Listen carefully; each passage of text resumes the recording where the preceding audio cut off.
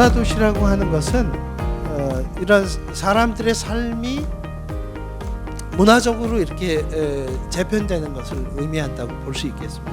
우리가 문화도시를 만드는 이유는 정체성을 높이고 시민들의 삶을 질을 높여내고, 그리고 이제 창의적인 인재들이 나올 것이고, 대안적 경제 시스템을 만들고, 이런 것들이 저는 문화도시가 추구해야 될 것들이다 이렇게 보는데요.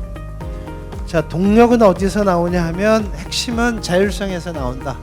문화예술 활동이 왜 중요하느냐면 이것이 사회적 관계를 만들어내죠. 저는 상향식 의사결정에 있어서 이것이 정말 지역의 의사결정 구조를 변화를 시켜야 된다고 생각을 했고요. 그러니까 지금까지 진행되었던 하향식 의사결정 체계가 아니라 정말 시민들이 원하는 것들이 정책적으로 이루어지기 위해서는 그 구조가 바뀌어야 된다고 생각을 하고요. 저희는 도시문화 비전과 사회혁신을 다룬다라고 그런 처우와 그런 행정적인 그런 부분들이 있기 때문에 우리가 이제 이런 점에서 좀 근본적으로 다양한 문제를 야기시키고 있는 게 아닌가. 두 번째는 이런 문화 정책이 지역다운 모습과 방식으로 적용되고 실천을 하려면 우리 스스로 역량이 있어야 되고요. 문화기획자들이 지역에 존재하고 그들의 역량 또한 높아야 된다라는, 괜찮은 사람들이 지역에서 일하는 조건들은 무엇인지, 조직 관점뿐만이 아니라 사람 관점에서도 또 다른 문제를 야기하고 있다라고 생각을 합니다. 우리의 사회 문제는 또 뭐가 있을까라는 생각을 해봤습니다. 그래서 특히 가장 많이 나오는 게 일궁절벽, 고령화 이런 얘기들이 있는데, 그리고 사회적 취약계층들을 좀 보게 됩니다. 독거노인, 그다음에 노인 자살률들, 그다음에 주거가 취약하다, 사회 안정망이 필요한데 그러지 못한다.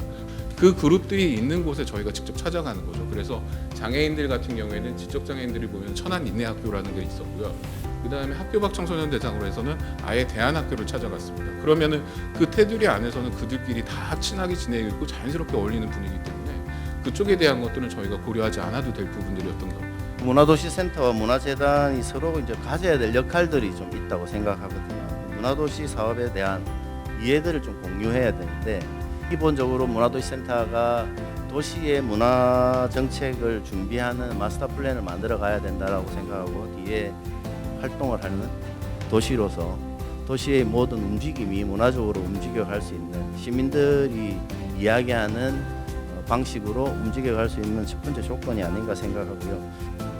구조적으로 볼 때 행정과 시민이 서로 만나서 이야기할 수 있는 구조가 완성이 되면, 서로를 이해하고 서로가 협업할 수 있는 구조가 완성이 되면 가장 완벽한 상태가 아닌가라고 생각합니다. 거기에 문화도시센터가 그 조절자의 역할만 할 수 있으면 더 완벽해지지 않겠나, 그리고 그것이 더 오히려 지속 가능한 형태를 만들어 갈 수 있지 않겠나라고 생각합니다. 그러기 위해서는 문화는 특별한 것이 아니라 아주 소소하고 일상생활에 우리가 접할 수 있는 많은 문화의 다양성에 존중이 되어야 되고, 문화도시 어떻게 해야 되냐, 우리 도시만의 색깔은 어떻게 나타내야 되느냐, 이게 바로 숙제였던 것이죠. 문화를 만든다는 것은 이러한 상품을 만들기 이전에 이 과정 중에 어떻게 만들까, 누가 만들까가 들어오는 부분입니다. 그리고 문화도시의 이런 과정이 하루아침에 이루어지는 것이 아니라 한 그루의 나무가 심고 그 생태계에서 번지듯이 오래 걸리는 시간 속에서 그 생태계가 물들어 가길 하는 바람이 있습니다.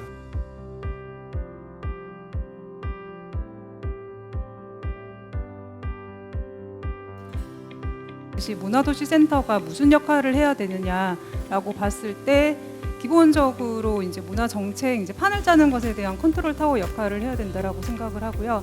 기본적으로 원주 문화도시센터는 직접 사업을 하지 않는 것이 원칙입니다. 그래서 저희가 이제 활동가들하고 같이 협업을 해서 진행을 합니다. 일단 저희 같은 경우는 이런 것들을 좀 해봤습니다. 다른 지역들하고 차별점, 그리고 뭐 문화도시 선정이 되는데도 이쪽 지역만의 특색이 뭐냐라는 얘기들을 굉장히 많이 들었고요.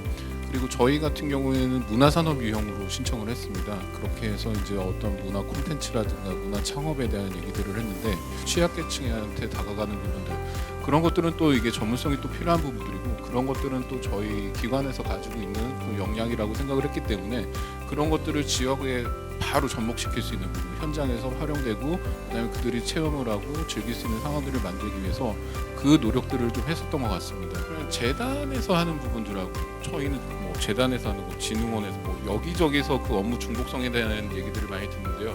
재단과 문화도시 사업의 어떤 성격은 어떤 차이점이 있느냐, 중복되지 않는 것들에 대한 논리를 계속 만드는 거죠. 그리고 이쪽에서 안 하는 것들을 포인트를 잡아서 좀 더 내세우기도 하고. 그 자기의 안정감도 같이 필요하다고 생각하거든요. 지금 준비하는 조직으로서 가져야 될 그 첫 번째가 개인 스스로의 안정감, 그리고 나는 무엇을 할 수 있지, 나는 무엇을 할 것인가에 대한 개개인의 설정들이나 생각들이 완성이 되지 않으면 어차피 그 계약직이잖아요. 저도 계약직이지만 어쨌든 사업 안에는 그 안정성을 확보하는 그런 상황들이 있어서 그 부분에 대한 부분들을 내부적으로 고민하셔야 조직적으로는 일단 개인이 스스로에 대한 안정감을 바탕으로 도시에서 어떤 것들을 할 것인가에 대한 충분한 고민들, 지역에 대한 부분입니다. 이제 광역 이제 천만 서울이 이제 클럽발 이제 코로나가 이제 번지면서 얼마나 이제 위험한 대도시인지 그런 것들이 목격되고, 결국에는 이제 광양이면 이제 또 작은 중소도시, 그러니까 원주도 이제 마찬가지로 이제 강원도에서 이제 작은 도시인데, 이런 도시에서의, 그러니까 작은 도시에서의 삶들이 얼마나 소중한지에 대한 부분들을 이제 같이 사는 우리 시민들이 같이 알아줬으면 좋겠다. 저희가 추구하는 방향, 좀 선순환 구조를 하나 만들어 보자라고 시작을 했습니다. 일반적인 시민분들이 계시다고 하면 이쪽이 문화를 좀 접촉을 하시면서 문화 향유자가 되고, 그 문화 향유를 하시는 분이 전문적인 교육을 받게 되면 문화 혁신가가 되고, 또 그런 것들을 통해서 문화 프로젝트라든가 아니면 문화 프로그램 같은 걸 운영을 하시게 되고, 그리고 또 거기서 산업적인 관점에서 이제 창업을 하시거나 뭐 이렇게 해서 수익이 발생이 되고, 또 그 컨텐츠를 가지고 그 사람들에게 뿌리기 시작한다고 하면 그걸 또 받아들이는 또 다른 일반 시민들이 있을 테고, 이런 것들에 대한 선순환 구조를 좀 만들어 가고자 하는 부분들을 하고 있고요.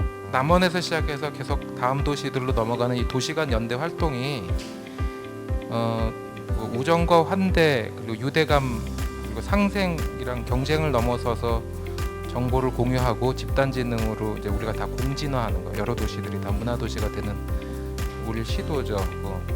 정부가 못하는 거 우리가 하는 시도라, 듣는 거 이 자리에 있는 것만이라도 의미가 있고 영광이라고 생각하고요. 그러니까 이게 엄청난 패러다임의 변화, 또 이 위기의 징후, 이런 것들을 드러내고 있는 게 코로나죠. 공간이 앞으로 코로나 이후에 공간이 어떻게 변할 건지, 주거는 어떻게 변할 건지, 사람들의 라이프 스타일은 어떻게 갈 건지 좀 심도 있게 사실은 우리가 논의를 해야 될 필요가 좀 있습니다.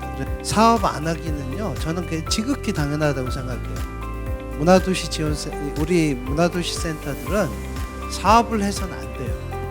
사업을 하게 도와주는 게 원래 우리 임무라고 저는 생각합니다. 지속적으로 연대하고 협력하고 같이 응원해 주시길 부탁드리고요. 오늘 끝까지 함께 해주셔서 고생을 많이 하셨고 감사합니다. 수고하셨습니다.